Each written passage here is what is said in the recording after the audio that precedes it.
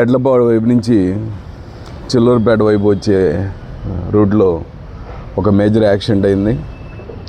అందులో ఒక కారులో ప్రయాణిస్తున్నటువంటి వ్యక్తులు లారీకి మహీంద్రా ట్రాక్టర్స్ తీసుకుని వెళ్తున్నటువంటి ఒక కంటైనర్ లారీ, పెద్ద లోడు లారీ, సుమారు 8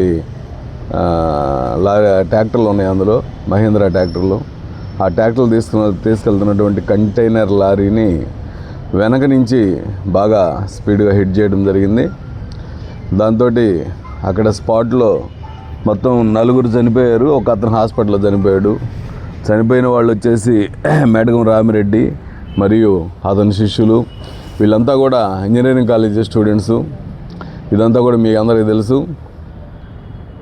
అయితే ఇందులో అన్ఎక్స్పెక్టెడ్గా మనకి తెలియవచ్చింది ఏంటంటే, అక్కడ నేషనల్ హైవే వాళ్ళ సీసీ కెమెరాలు మనకి అవైలబుల్ అయినాయి. వెంటనే మా ఎస్ఐ గారు, నాదెండ్ల ఎస్ఐ గారు వాటిని తీసుకోవడం జరిగింది.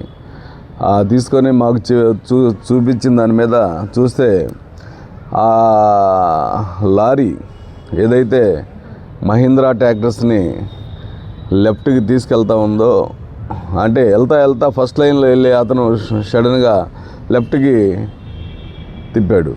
ఎందుకు తిప్పాడు, అక్కడ తిప్పాల్సిన అవసరం ఏమొచ్చింది, అక్కడ స్టాపింగ్ పాయింట్ కూడా లేదు కదా లారీ అని మేము వెరిఫై చేసినప్పుడు, దానికంటే ముందు ఈ వెనక చూపిస్తున్న ముద్దాయిలు ప్రయాణిస్తున్నటువంటి కారు,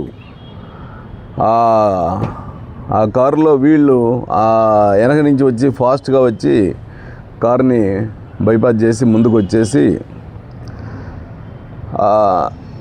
ఇందులో ఇటు సైడ్ నుంచి ఇతను కనిపిస్తున్నటువంటి దాంట్లో వెనక అతను A1 మదమంచి వెంకట అరుంజనాయుడు, అతని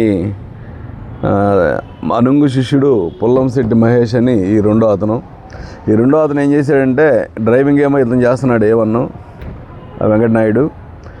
అతను డ్రైవింగ్ చేస్తామంటే ఇతను పక్కన చేయబెట్టి ఇట్లా ఆపాడు అనమాట.